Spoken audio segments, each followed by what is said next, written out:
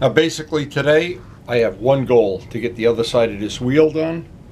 I've got the first side done and everything else is pretty much caught up here. Turbo Steve stuff is done.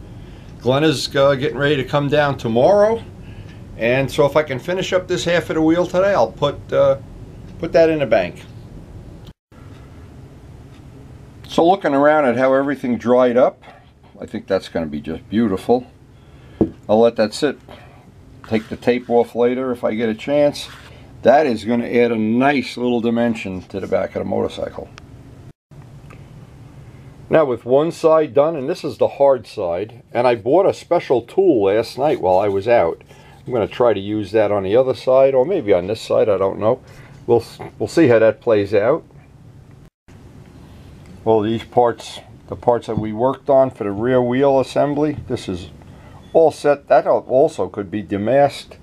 These are polished, these are cleaned. So there's really one step left, and that is the rim itself. Now this side should be a little easier. Since we don't see any of this, I'm just going to run a wire brush in here, not spend too much time. And these spokes are a little shorter. This area here will be a lot less work than doing the other side. So it should be a relatively easy day, but you never can tell. Now I was using all these wire brushes, and they were all good up to a point, but I didn't have any that were really long like this. So what I decided to do, I was out last night, I wanted to get one of these, and it's brand new of course, and it's the brass is a little bit softer, so it may get more of the scratches out. I don't know until I use it. I also picked up another bunch of these, and these were the finest grit I could get was 220. So, but I'm hoping somewhere around there we'll find something like 400 or something, but these will be fine. So we got two new tools to do today. We got a nice project. The first thing we got to do is go out and flip the battery chargers, and boy, I've been putting that off. It is really cold out there again. And what I always do is, before I'm going to do any given job, I always take out the appropriate container. This has all the sanding parts for the one sander, all my wheels and things, and these things, we get good use out of them, but they do have a limited life. The point I'm making is, once I have the tools out, and I have some new tools to try, and I have a project, time to make some coffee and get out there and do the chargers. Nobody comes over and does this for me in the morning. This is a telltale sign. All these icicles. This always makes me glad that we're not going to try to do any painting today. There's icicles, frozen ice on a snowblower. It's a great day to be inside and work on a wheel. And once these battery chargers are flipped, I get inside and make the coffee as soon as possible. Oh. I spoke to Ray Straub in Florida yesterday for a good amount of time, and he said it went down to 55 degrees. It was getting a little chilly when he was out riding. Oh, poor baby. And we still don't have a word on whether there is that GS that we've been looking to try to get a running engine for our other GS. One that I don't have to rebuild, but that's still in limbo. Time to get the hell out of here and make some coffee. Oh my God, is it cold out here. Yet, no matter how long you're out here, you never get used to it. You never get to like, oh, that's not a big deal. It's just 12 degrees this morning. But spring is definitely coming. Actually, it looks like there's no more snow coming. That would be very nice. And this is by far the best trick in motorcycling, to make that 1000cc coffee. Whoa, it's cold out there. Now before I start sanding, there's some casting little codes here that I want to get rid of that. I'll try to grind and sand that away. And some of these too, and they're just ugly. And of course they have them on both sides of the wheel. The other side I got rid of. They had them on the front wheel too. They had written over here, Yamaha, Yamaha, blah, blah, blah, blah, blah, blah, something in Japanese. I want that wheel clean. That's one of the goals. So what I'm going to do, I'm going to start sanding this down with 220 by hand. Try to get some of this done while I'm having my coffee.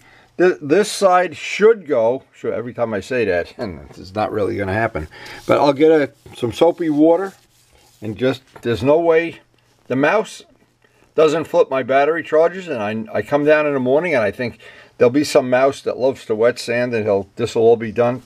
Never happens. It seemed like from doing the other side, the 220 grit was just about right. I want to have, of course, an etched rough surface. I don't want to try to paint something smooth. I want to make sure there's no grease, oil, any contamination. And instead of, instead of waiting for the mouse, we're going to go do it. But that's a true story. I really always do think, wake up in the morning and some of these jobs like this will be done. That's just going to be a couple hours. We'll take our time. We have plenty of coffee to keep the pot full of coffee today. When it's this cold, I'm so glad yesterday I got to do all the painting that I did outside. It's all cooking up right under heating vents. And I have tried doing this with various grades of sandpaper and various methods, and it's never like one size fits all. There's always about 10 different things you need, wire brushes in here and sanding things, but the most delicate part of all is to get the rim nice, because this whole part, when you view the motorcycle, you do see that whole thing, and you do see the spokes, and you do see the hub. So this side of the back wheel, the only thing covering is going to be that little sprocket. And the disc on the other side, you see much more of the wheel than you do on the front. So it pays to even spend extra time. And again, if we don't finish today, it's okay. And we never know when that day is coming, it's something unexpected comes along. And the other thing that happens to me is whenever I'm under some kind of time window, or I'm, like the car guys and the shows you see, gotta get ready for SEMA. Oh, God, yeah, well, I don't like working to get ready for SEMA. I like working when I feel like doing it. And if you don't feel like doing it, there's really not much point in doing it either. This always turns into a labor of love, and I've never found any way around that. In 50 plus years of doing stuff like this, I've never found any way to get somebody else to do this for me. So it's basically no different than doing the other side, which is already done, or mostly done, except for some fine tuning. I need to get that etched surface. This surface, if I were to paint over a polished surface, almost guaranteed there'd be a problem. Now, you think it wouldn't be, but it is. And you've got to get every shiny surface, assuming you don't want the paint somewhere down the road. You'll be riding along and a chunk of paint flies out. So if you see this and you know about the basics, the part has to be clean, it has to be rough, etched. 220 seems like a really good compromise.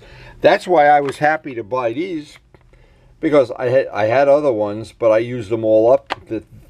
And you always go to the store and they have 50, 80, and 100, and no 220. That's really the way it is.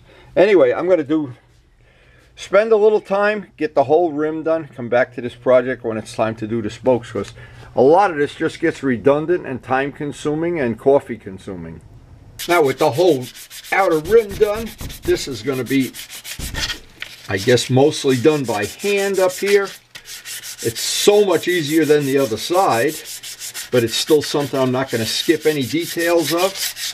I want to get these edges just slightly radiused, and that is a key thing, because if paint is going to start to chip and peel, it peels right at a razor edge. And right in here, I've got to grind out some of that material. It's just a surface where I don't know what they put them in. I'm sure there's something at the foundry when they cast these wheels. That's why they need it, but I don't need it. Anyway, I think this is going to go as relatively easy again. But then, this is I don't know why, I thought this was going to be a lot more work. This is going to be very easy because there's nothing. This part I'm not just going to do a rough job on. And then I want to spend a lot of time with the spokes, because you really do see the spokes. On this side, as you look down, you see the spokes. And it just seems there's There's just no substitute for just doing it. And the more time I spend on this, and I plan on spending the rest of the day on the wheel, but actually, when I see the results, how this is working out, it makes me want to just make it so as perfect as I can. Now, a lot of jobs that I've worked on, as I'm doing, I'm saying, "Oh, this is not coming out the way I want. Oh, gee, I wish I would have painted it red or something." This is not one of those jobs. When Karen talked me into the black wheels, I wasn't so sure, and then when several other people confirmed that, yeah, that'd be a good idea, little by little, I got religion. Very little by little. But boy, I'm on board now. Okay, now the whole hub is done on the outside. This side is done. I've radiused this edge off. And the last part of this is to get the spokes done. And mainly what I bought that narrow wire brush for, a small brush to get in all these little nooks and crannies. And I think that's going to work well. First I'm going to take the power sander and try to get some of this off. Some of these and mainly these casting flaws.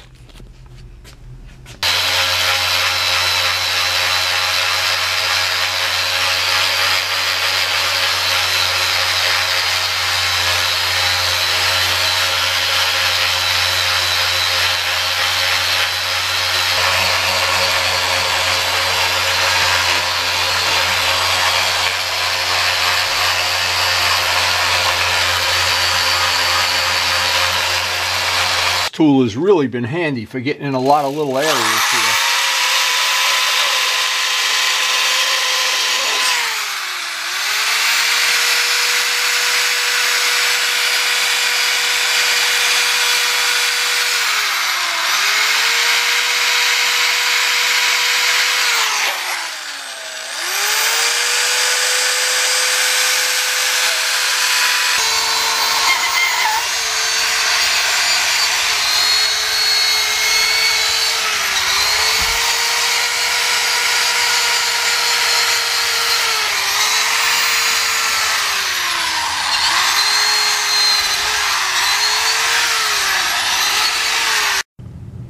So I've gone over the whole wheel with the rough wire wheel, and now this is what I bought this one for. I want to see if this is going to do even a better cleanup job.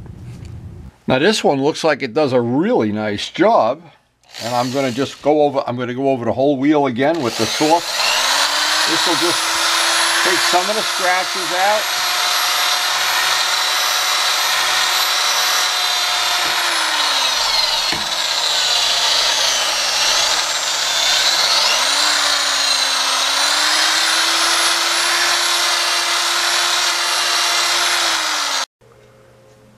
I was out picking Karen up, and the phone rang. It was Mark Morgan, and he's stopping by to see the project bike. Now what's left to do on this, I got to hand sand it. It's got to be hand sanded from this point on. So rather than rush or try to get this done, we're going to hang out with Mark for a little while.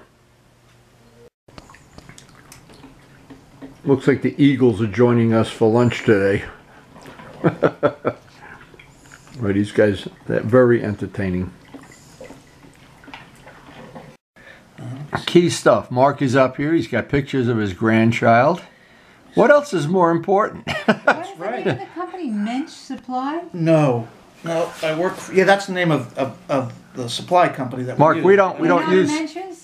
Mark, we don't use that word work. It's a Yiddish word, and it's for a really good person. It's a mensch. Yeah, mensch is a good person. Well, then that must be good. I must be a mensch. Wow. You must be a mensch. All right, let me see if I can Come on. All right, I'm looking. We've seen all your motorcycles. Let's see the grandchildren. God, a guy as famous as you and as rich and oh my God, look at this. Oh my God. How precious. So she was born, Beautiful. I believe it was the 20th or 22nd, but it looks fantastic. Well, YouTube doesn't show anything. You got to see it in real life. It's going to look fantastic on the bike. Now, when you got your 600, your 600 and this bike will be twins, evil twins. Yep. That'll be a lot of fun. And I wish it wasn't in the museum. Then we could ride together. We could ride to the museum and take it out and put this one in. Yeah, there you go. Yeah, I don't want. I'd rather ride them than put them in the museum. But I have so many of them, so Yeah, you can only yeah. ride. You can only ride so. You got another NS? I do, and it came in pieces, so I can go through all the pieces, clean them all up, put everything together. I already started getting the pieces that are missing from Japan. Yeah. So I gotta. Yeah, Luciano rode his a lot last year. We had a lot of rides. Yes. I had to go. So we're checking out. First off, Mark's checking out Luciano's Sabre here. which is a fantastic. Boy, do I love having this stuff on video.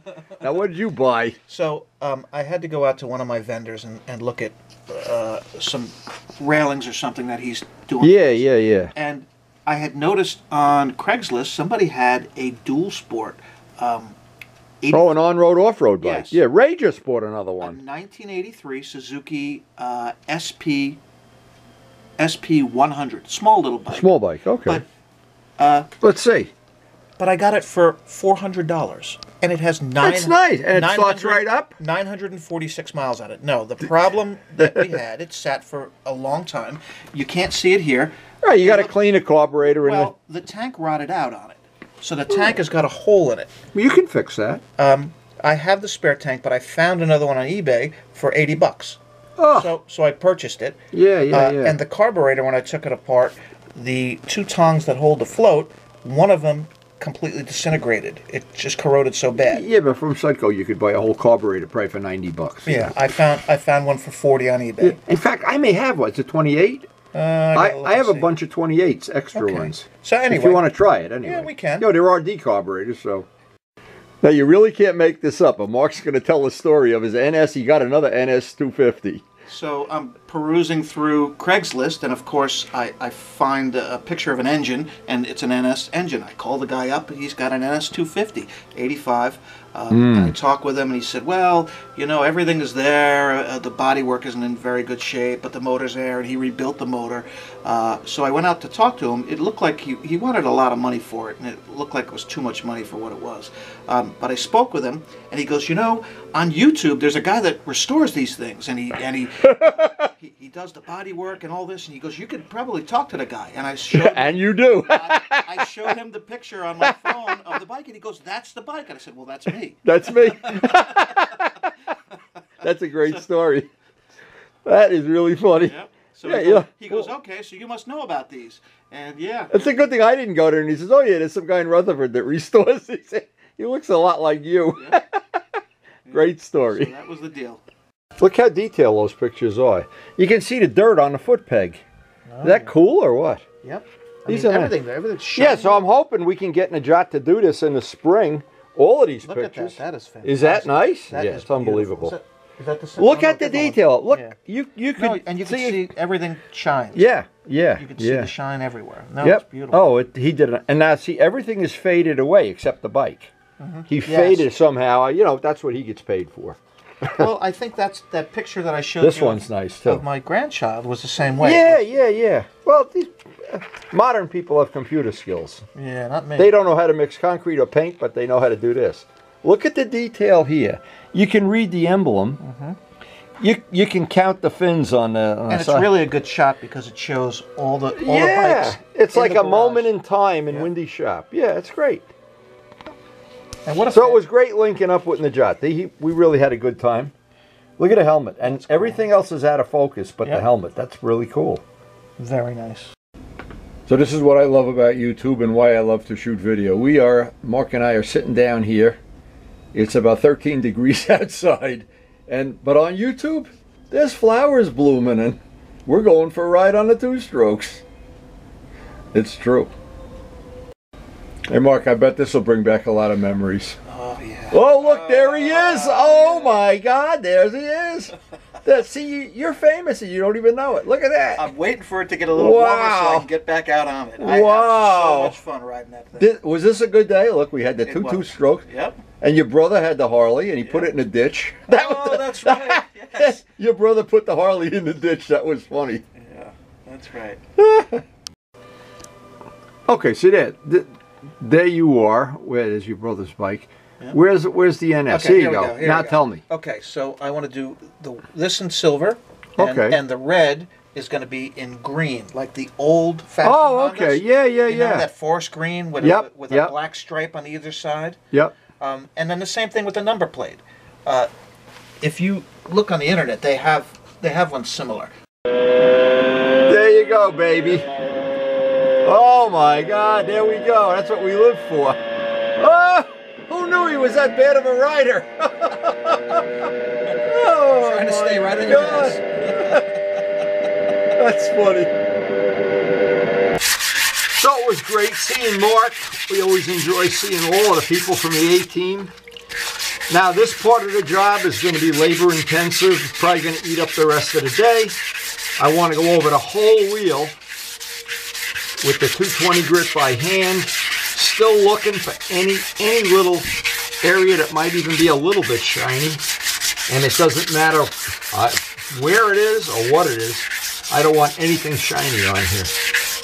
I don't want to run the risk. The big risk with all of this is that, especially a part like the wheel, you're riding along and a stone hits it and you have a chip in it. We'd like this wheel to be one of the focal points of the motorcycle, and it will be, I hope. Anyway, we don't have to worry about it in there, but the biggest thing is going to be, and I know we're going to see this, so I'm going to spend way more time than I should up here on the hub, because I do know that you see this hub from a lot of different angles. And it's the hand sanding of the part. It's this part that I'm going to do right now that just seems like it eats up a lot of time, and it seems like, you really don't have to do that or something, but in the end, you're glad you did it. And my inspiration is how nice the front wheel came out. Now I know I'm willing to just go around this and do whatever I have to do. I want that, oh, that's going to be nice. I want that whole part. By the time I get ready to take the tire off and do that wheel repair, I would think by the end of this day, I'm going to have this side, the other side's already done. We'll have this whole thing, and you can do it by feel now. It has a certain feel. The 220 leaves a feel that it's just a little rough, but it's not like in here.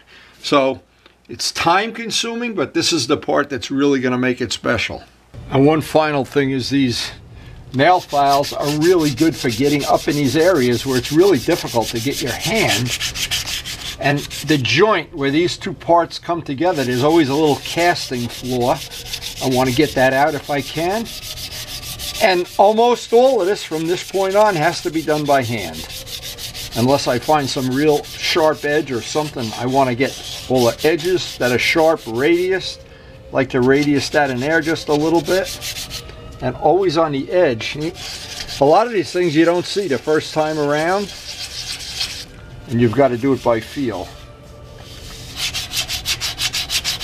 But there's just no way to, you just, if you don't take your time now, at this point in time, you've compromised the whole job. Because once we sand out the primer, you're going to find that flaw anyway, but then by then you got to bury it in primer, and then you have all this extra coats of paint on the wheel that you didn't sand off. It's just like building a foundation on a house. This part of it is super, super important, and to have that feel and no sharp edges. No matter where I feel at, it's smooth. Now, it was really nice seeing Mark today. Unfortunately, he didn't help me sand the wheel, so I'm not sure about this friendship, where this is going. But anyway, tomorrow we're going to work on Glenn's Ninja. So I'm going to put this aside. It's basically ready to pull a tire and do the final sanding, final. It's like it never gets done. But anyway, we're not rushing it. We're taking our time. Patience is a virtue. Being rich is a virtue too. Anyway, as I look over the project, boy, I'm amazed. I just couldn't be happier. Anyway, hope you enjoyed the video, and thanks for watching.